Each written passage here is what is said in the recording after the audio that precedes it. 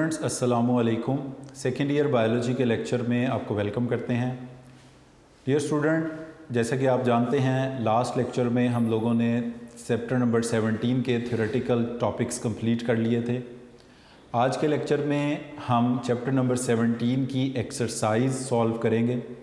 मगर एक्सरसाइज को स्टार्ट करने से पहले डियर स्टूडेंट, मैं आपको इस चैप्टर के सारे लॉन्ग क्वेश्चंस के बारे में बता दूं, जो आप साथ साथ नोट भी कर लीजिएगा। और ये वो इम्पॉर्टेंट लॉन्ग क्वेश्चंस बता रहा हूँ जो बोर्ड के पेपर्स में कई बार पूछे गए हैं।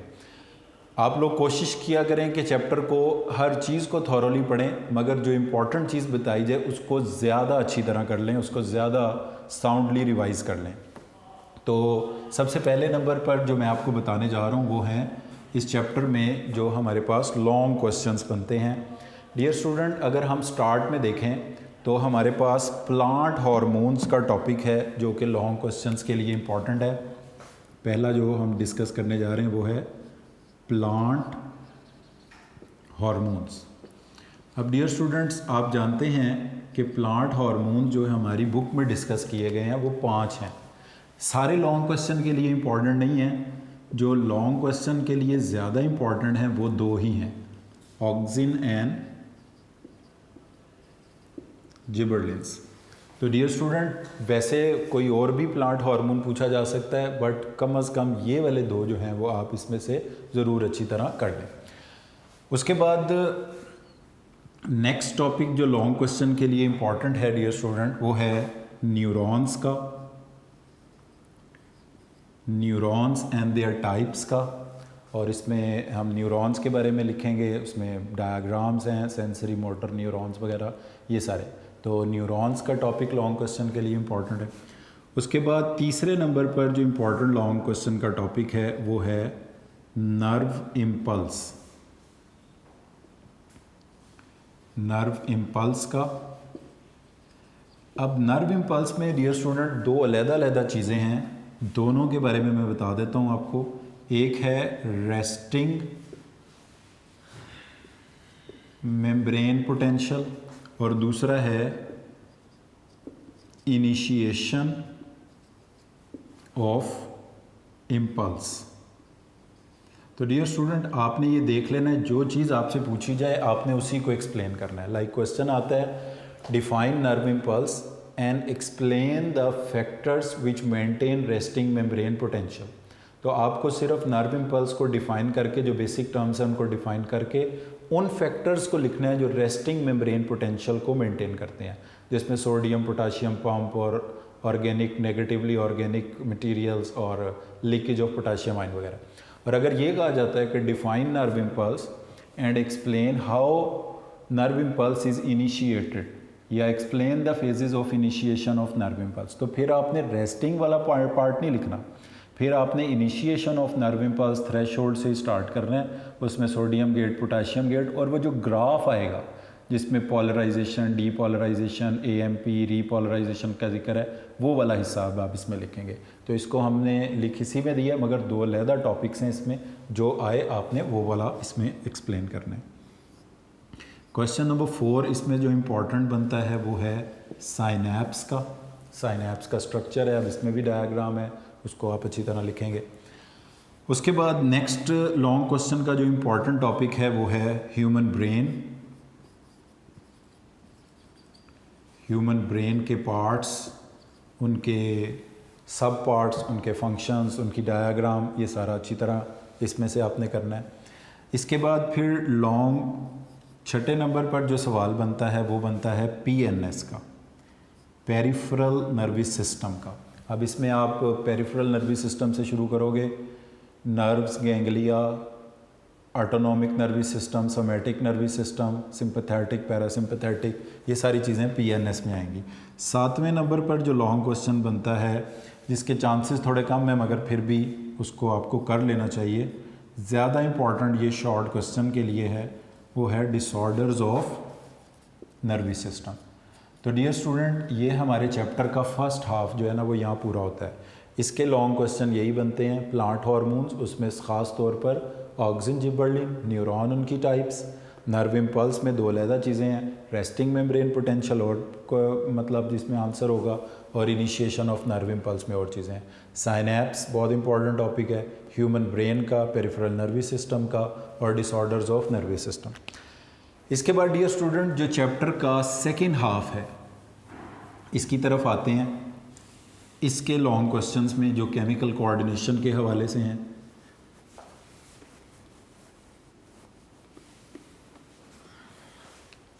इन लॉन्ग क्वेश्चंस में डियर स्टूडेंट्स पहले नंबर पर जो है वो है पिट्यूटरी ग्लैंड।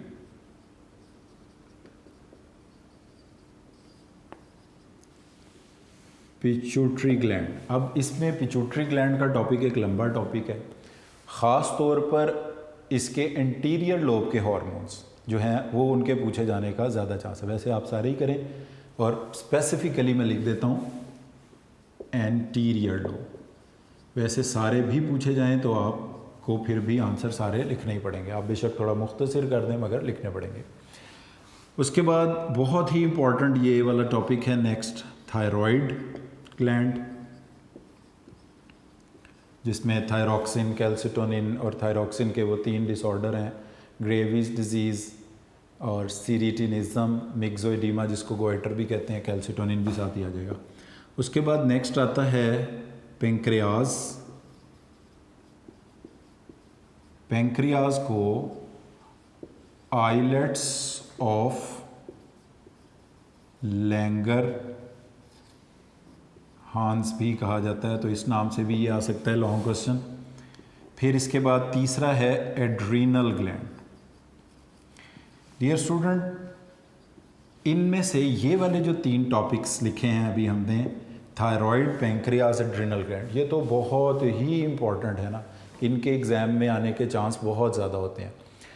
इसके बाद नेक्स्ट अगर अगले पार्ट की तरफ हम मूव करें तो लॉन्ग क्वेश्चन के लिए जो इम्पोर्टेंट टॉपिक है उसमें फीडबैक मैकेनिज़्म, फीडबैक मैकेनिज़्म, और इसके बाद जो लॉन्ग क्वेश्चन के लिए इम्पोर्टेंट टॉपिक है वो लास्ट का टॉपिक है टाइप्स ऑफ लर्निंग। 2 टॉपिक मैंने डेलिबरेटली नहीं लिखे इसमें क्योंकि उनके चांसेस बहुत ज़्यादा शॉर्ट क्वेश्चन में आने के होते हैं।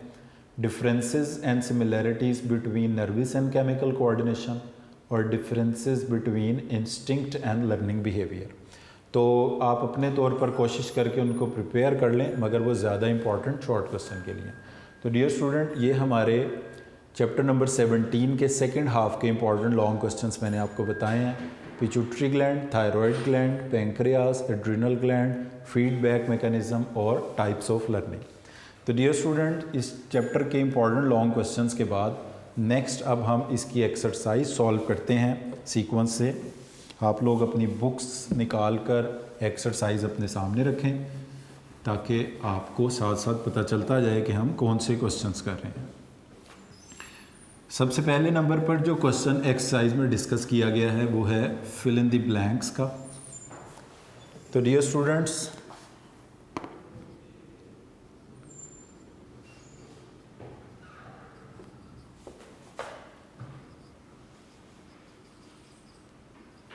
जो फिल इन द ब्लैंक्स हैं आपको पता है ये आती तो नहीं है हमारे पेपर के अंदर, मगर इनको MCQ बना के पूछा जा सकता है तो हम इनको भी सॉल्व कर लेते हैं। तो पहली ब्लैंक है, अपनी बुक्स आप सामने रखें ताकि आपको आइडिया होता जाए। Neurotransmitter molecules bind to the receptors on dash membrane at synapse. तो डियर स्टूडेंट न्यूरोट्रांसमीटर मॉलिक्यूल्स जो हैं वो बाइंड होते हैं पोस्ट साइनेप्टिक मेम्ब्रेन पे। तो इस ब्लैंक का आंसर होगा post synaptic membrane, post synaptic membrane. तो पहली ब्लैंक में आएगा post synaptic membrane. Next question देखें, excess of dash hormone is secreted in Addison's disease. तो एडिसन्स डिजीज़ में डार्कनिंग ऑफ स्किन होती है, वो इस वजह से कि MSH हार्मोन जो है जिसका फुल नेम है मेलानोफोर स्टिमुलेटिंग हार्मोन, ये बढ़ जाता है। डियर स्टूडेंट एडिसन्स डिजीज़ जो है वो एड्रिनल कॉर्टेक्स के हॉर्मोन्स के कम होने से भी होती है, मगर वो कम होने से होती है। यहाँ पे कहा गया एक्सेस, तो एक्सेस जिस हार्मोन की एडिसन्स डिजीज़ में होती है वो MSH है, जिसका फुल नेम है melanophore stimulating hormone. Number 3 blank पर आ जाएं। Operant learning has been demonstrated and studied by, तो इसमें ये 2 पर्सनस हैं जिनके नाम हमें यहाँ पे लिखने पड़ेंगे, Thorndike and BF Skinner.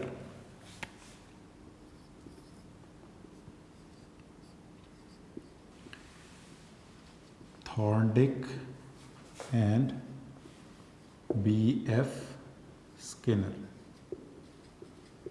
Operant conditioning was studied by Thorndike and BF Skinner. Dear student, 4th blank पर आ जाएं, 4th क्वेश्चन पे। Dash are plant hormones which delay the life of fresh leaf crops, तो वो कौन सा plant hormone है जो लीफी क्रॉप्स जो होती हैं उनके लीव्स को फ्रेश रखता है? तो इसका आंसर 4th का आंसर होगा डियर स्टूडेंट साइटोकाइनेंस। साइटोकाइनेंस ये लीफी क्रॉप्स को फ्रेश रखने में यूज़ होता है। 5वें पर आ जाएं।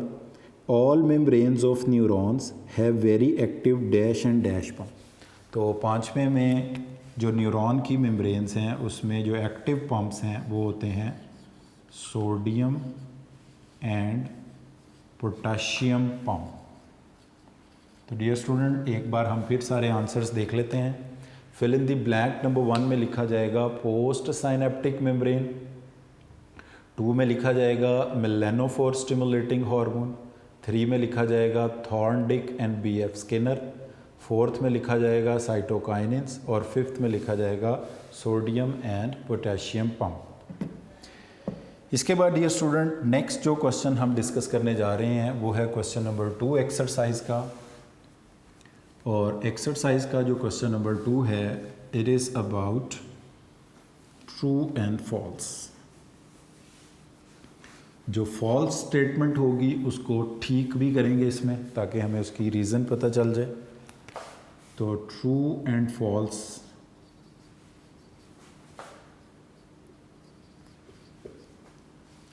ट्रू फॉल्स में नंबर 1, 2, 3, 4, 5 and 6। जी डियर स्टूडेंट पहले क्वेश्चन की स्टेटमेंट देखते हैं। इसमें impulses travel much more rapidly along myelinated neurons, तो ये स्टेटमेंट बिल्कुल ठीक है, ट्रू है कि माइलिनेटेड न्यूरॉन्स में नर्व इम्पल्सेस की स्पीड ज़्यादा होती है as compare to non myelinated neurons. दूसरा फैक्टर भी याद रख लें वो है थिकनेस ऑफ न्यूरॉन, जितना न्यूरॉन का फाइबर ज़्यादा थिक होगा उतनी स्पीड ऑफ इम्पल्स ज़्यादा होगी, जितना कम होगा उतनी कम। All glial tissues consist of glial cells, ये ग्लियल टिश्यूज़ से मुराद यहाँ पर है न्यूरोग्लियल टिश्यूज़, तो इसमें जाहिर है ग्लियल सेल्स ही होते हैं, न्यूरोग्लियल टिश्यूज़ में न्यूरोग्लियल सेल्स होते हैं, तो ये स्टेटमेंट भी ट्रू है। न्यूरोग्लियल सेल्स की एग्जांपल के तौर पर आप शवान सेल्स याद रख सकते हैं। तीसरी ट्रू फॉल्स में है saltatory conduction is carried out by those nerve fibres which have nodes of Ranvier. बिल्कुल, जो माइलिन शीट कंटिन्यूस नहीं होती, इसमें गैप्स होते हैं और उन गैप्स को कहा जाता है नोड्स ऑफ रेनवियर, जिसमें action potential node to node jump करके जाए, इसको कहते हैं सॉल्टेटरी कंडक्शन और इसकी स्पीड ज़्यादा होती है। माइलिनेटेड फाइबर्स भी होते हैं जाहिर है। 4th नंबर पर आए जी, the myelin sheath of neuron is particularly good conductor of electrical impulse, ये स्टेटमेंट फॉल्स है। माइलिन शीथ कंडक्टर नहीं होती, माइलिन शीथ होती है इंसुलेटर, और उसकी वजह ये होती है कि ये होती है बनी हुई लाइपोप्रोटीन की, लिपिड और प्रोटीन के कॉम्प्लेक्स से ये बनी होती है, जिसके अंदर लिपिड का प्रोपोर्शन ज़्यादा होता है और प्रोटीन का कम होता है, और लिपिड्स आपको पता है वो इम्पल्सेस के लिए इंसुलेटर होते हैं, कंडक्टर नहीं होते। Resting membrane potential is maintained largely by sodium pump. तो ये स्टेटमेंट भी गलत है, सिर्फ सोडियम पंप नहीं होता यहाँ पे, सोडियम एंड पोटाशियम पंप होता है। तो आप इसको सोडियम एंड पोटाशियम पंप लिखकर ठीक कर लें। इसके बाद dear students, hormones initiate biochemical reactions in the body. तो ये स्टेटमेंट गलत है। हार्मोन्स सिर्फ बायोकेमिकल रिएक्शंस को रेगुलेट कर सकते हैं, यानी एक बायोकेमिकल रिएक्शन हार्मोन्स की वजह से स्लो हो सकता है, फास्ट हो सकता है, इनिशिएट नहीं हो सकता। तो इनिशिएट नहीं करवाना इनका काम है। तो डियर स्टूडेंट, यहाँ पर 6 क्वेश्चन थे जो पूछे गए थे ट्रू फॉल्स के हवाले से, जिसमें से हम इनके आंसर एक बार फिर देख लेते हैं। पहली 3 स्टेटमेंट्स ट्रू हैं, पहला ट्रू, दूसरा, तीसरा ट्रू हैं। उसके बाद लास्ट 3 स्टेटमेंट्स जो हैं ये फॉल्स हैं, और इनको किस तरह ठीक किया जाएगा ये भी मैंने आपको बता दिया। उसके बाद डियर स्टूडेंट, हम तीसरे क्वेश्चन की तरफ मूव करते हैं, जो कि एक्सरसाइज का क्वेश्चन नंबर 3 बनता है अबाउट MCQs।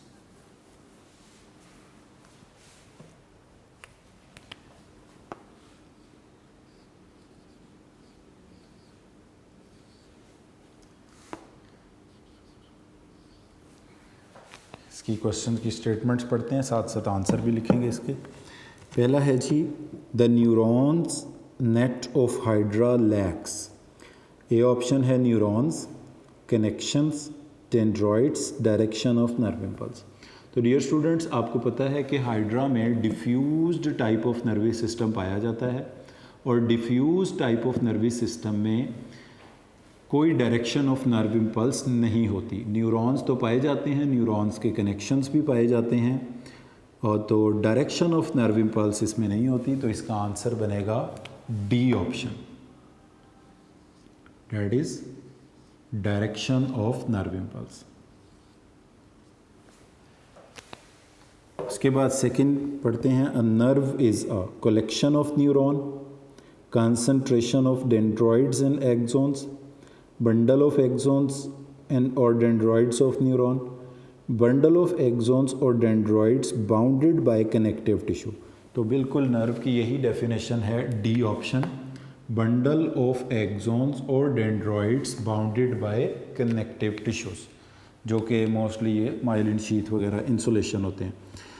अच्छा, अब इसमें बाकी फिर नर्व की 3 टाइप्स हैं, सेंसरी, मोटर और मिक्स नर्व। ये स्ट्रक्चर की बेस पे, स्पाइनल और क्रेनियल नर्व ओरिजिन की बेस पे। तीसरा देखें, thyroid gland produces T3 try iodothyronine, T4 tetra iodothyronine and calcitonin.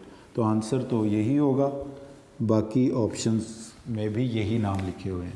तो थायराइड ग्लैंड तीनों चीज़ों को प्रोड्यूस करता है, ए ऑप्शन आंसर होगा। T3 थायरॉक्सिन को कहते हैं, T3 का मतलब है ट्राई आयोडोथायरोनिन, T4 का मतलब है टेट्रा आयोडोथायरोनिन और कैल्सिटोनिन। नंबर नेक्स्ट न्यू है हमारे पास 4। What is the number of cranial and spinal nerves. अब डियर स्टूडेंट्स, ये पूछा गया है नंबर, नॉट पेयर्स, क्रेनियल और स्पाइनल नर्व्स के।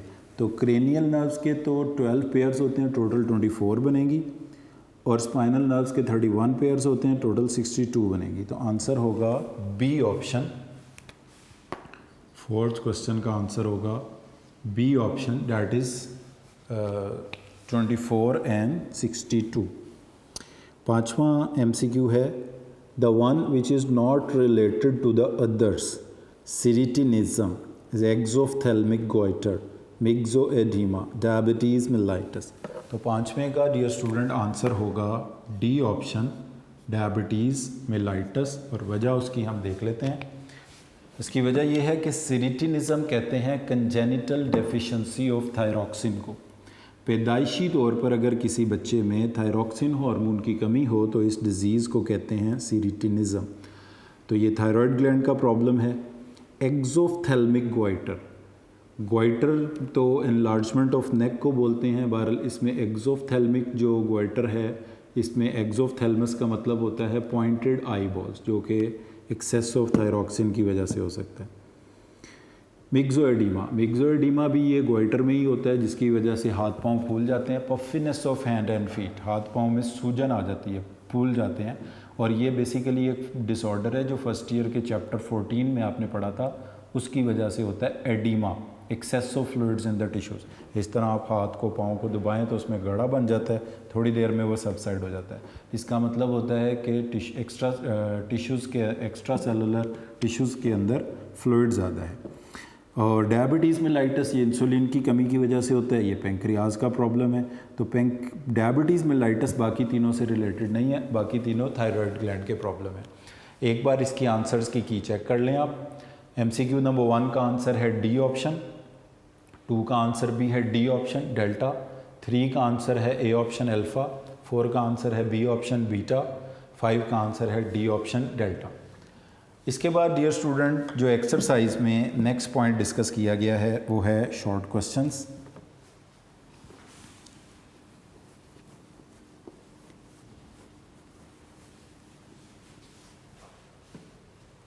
तो शॉर्ट आंसर्स हम इनके डिस्कस करते हैं। क्वेश्चंस तो लिखे हुए हैं यहाँ पे। डियर स्टूडेंट, वैसे आप लोगों ने इसमें जो हमारे नोट्स में MCQ दिए हुए हैं उनको भी एक बार अच्छी तरह प्रैक्टिस करना है, क्योंकि ये तो बहुत कम है, सिर्फ 5 हैं। और उसकी रीज़न ये है कि ये वाला चैप्टर एंट्री टेस्ट के पॉइंट ऑफ व्यू से भी बहुत ही ज़्यादा इंपॉर्टेंट है। और एंट्री टेस्ट में इसके दोनों पोर्शन शामिल हैं, हार्मोन वाला पोर्शन भी शामिल है और इसका जो नर्वस सिस्टम वाला पोर्शन है, जो ब्रेन, स्पाइनल कॉर्ड या न्यूरॉन्स इम्पल्स के टॉपिक्स हैं, वो भी इसमें शामिल है। तो इस हवाले से आप यूनिक नोट्स के सारे एक MCQ इसका सॉल्व करें। जो नहीं हो आपसे उनको की से टैली करें, या फिर भी ना समझ आए तो आप कमेंट्स में पूछ लें। तो और शॉर्ट क्वेश्चन भी वहाँ से करें। यहाँ पे कुछ दिए हुए हैं, इनको हम डिस्कस कर लेते हैं। जैसे नंबर 1 पर है define circadian rhythms. Dear students, जो सिरकेडियन रिदम्स होते हैं,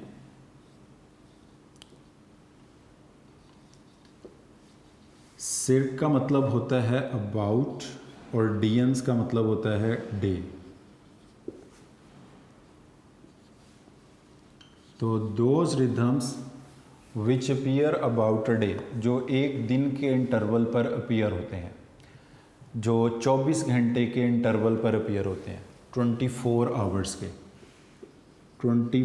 आवर्स के इंटरवल पर रिपीट होते हैं, इनको कहा जाता है सिरकेडियन रिदम। और इसमें जैसे कि स्लीप वेक साइकिल है, opening and closing of stomata है, इस तरह के जो रिदम्स हैं जो अबाउट अ डे अपीयर होते हैं, इनको कहते हैं सिरकेडियन रिदम। यहाँ पर एक बात थोड़ी सी याद रख लें, मोस्टली सिरकेडियन रिदम ही डायूरेनल होते हैं, मगर ऑल सिरकेडियन रिदम्स आर डायूरेनल ये होना ज़रूरी नहीं है। जैसे कोई पर्सन अगर नाइट शिफ्ट्स में काम करता है तो वो दिन में सोता है, रात को जागता है, या उसकी जो सोने जागने की रूटीन है वो डे नाइट के साथ एसोसिएटेड नहीं है। बहरहाल 24 घंटे का वो कुछ हिस्सा किसी वक्त भी सोता है, किसी वक्त भी जागता है, तो उसके रिदम को आप सिरकेडियन रिदम कहेंगे, डायूरेनल नहीं कहेंगे। यानी जितने भी डायूरेनल रिदम्स हैं जिसमें एक रिस्पॉन्स दिन में होता है, एक रिस्पॉन्स रात में होता है, वो तो सारे सिरकेडियन हैं, मगर सारे सिरकेडियन रिदम डायूरेनल नहीं होते। तो बार बुक में हमारी जनरली बताया गया है कि all circadian rhythms are डायूरेनल rhythms भी आप इनको कह सकते हैं, तो हम उस बात को लिख लेते हैं। डायूरेनल रिदम भी इनको कहा जा सकता है। और एग्जांपल्स आपको जैसे बताएं, स्लीप वेक साइकिल और ये वो, आप इसकी एग्जांपल कर सकते हैं। What is the difference between CNS and PNS? एक तो इनकी फुल फॉर्म आप लिखें कि CNS stands for central nervous system, PNS stands for peripheral nervous system. Dear students, जो CNS में न्यूरॉन्स शामिल हैं, PNS, peripheral nervous system. CNS consists of two things, that is brain and spinal cord. PNS include nerves plus ganglia. अच्छा, अब वो neurons जो CNS को बनाते हैं, उन न्यूरॉन्स को कहते हैं इंटर न्यूरॉन्स, या रिले और एसोसिएटिव न्यूरॉन्स भी कह सकते हैं। और जो न्यूरॉन्स पीएनएस को बनाते हैं उनको कहा जाता है सेंसरी और दूसरे को कहा जाएगा मोटर न्यूरॉन्स। बाकी फिर इनकी टाइप्स हैं, बेसिक डिफरेंस यही है। Brain and spinal cord combine to make central nervous system which consist of mostly interneurons. Peripheral nervous system consist of nerves and ganglia which are made up of sensory, motor और both neurons. इसके बाद dear students next जो short question यहाँ discuss किया गया है वो है what are the functions of parathyroid gland या पैराथायरॉयड हार्मोन। तो डियर स्टूडेंट पैराथॉर्मोन जो है वो ब्लड में कैल्शियम के लेवल को ज़्यादा करता है। पैराथायरॉयड ग्लैंड से जो हार्मोन पैदा होता है इसको कहते हैं पीटीएच और इसका फंक्शन क्या है, it causes increase in blood calcium level. ये ब्लड के कैल्शियम लेवल को बढ़ाता है और बाकी इसकी ओवर एक्टिविटी अंडर एक्टिविटी से प्रॉब्लम्स होंगे। जाहिर है अगर ये ओवर एक्टिव होगा तो और प्रॉब्लम होंगे, अंडर होगा तो और। इसकी ओवर एक्टिविटी से किडनी स्टोन्स बनने के चांसेस बढ़ जाते हैं और बोन्स वीक होती हैं, रिकेट्स। और इसकी अंडर एक्टिविटी से टेटनी, मस्कुलर टेटनी हो सकती है। तो यही चीज़ें इसमें लिखी जाएंगी। इसके बाद डियर स्टूडेंट नेक्स्ट जो क्वेश्चन डिस्कस किया गया है वो है term hormone. The secretions of endocrine glands are known as hormones and these secretions are transported to their target cells via blood. What is the commercial application of auxin. Auxin की commercial application में 3 points आपने लिखने हैं, NAA naphthalene acetic acid, IPA indole propionic acid और 2,4-D two four dichlorophenoxy acetic acid. List the different types of tropism. 5 types हैं, phototropism, geotropism, hydrotropism, chemotropism and thigmotropism. Write a note on Alzheimer's disease. Alzheimer's disease was discovered by Alois Alzheimer. It is mainly characterized by dementia, that is the loss of memory, and high level of aluminium may contribute in Alzheimer's disease and it usually occurs due to the advancing age. इसके बाद dear student यहाँ पे कुछ long question दिए हुए हैं, extensive question जो हम ऑलरेडी पहले ही डिस्कस कर चुके हैं। लर्निंग बिहेवियर की टाइप्स है, एड्रिनल ग्लैंड है, इम्पल्स है और उसमें लेबल्ड डायग्राम यानी ग्राफ से कहा गया इसको बताएंगे। यहाँ पर एक लॉन्ग क्वेश्चन दिया गया जो हमने पहले नहीं उसमें पढ़ा था कि nervous system of planaria better develop than the hydra. तो ये फिर इसमें आप एक टॉपिक ऐड कर लें एवोल्यूशन ऑफ नर्वस सिस्टम का, जिसमें हाइड्रा और प्लेनेरिया के नर्वस सिस्टम को कंपेयर किया गया है। Describe the structure and function of different parts of human brain and pituitary gland. तो डियर स्टूडेंट यहाँ पर एक्सरसाइज इस चैप्टर नंबर 17 की कंप्लीट हो गई हमारी। अब आप देखते हैं कि हमारा चैप्टर भी थ्योरेटिकली हमने हर लिहाज से पढ़ लिया है और हमने इसकी एक्सरसाइज को भी कंप्लीट कर लिया है। तो डियर स्टूडेंट आज के लेक्चर को हम यहीं वाइंड अप करते हैं। नेक्स्ट लेक्चर में नेक्स्ट चैप्टर को स्टार्ट करेंगे। Thank you very much for today.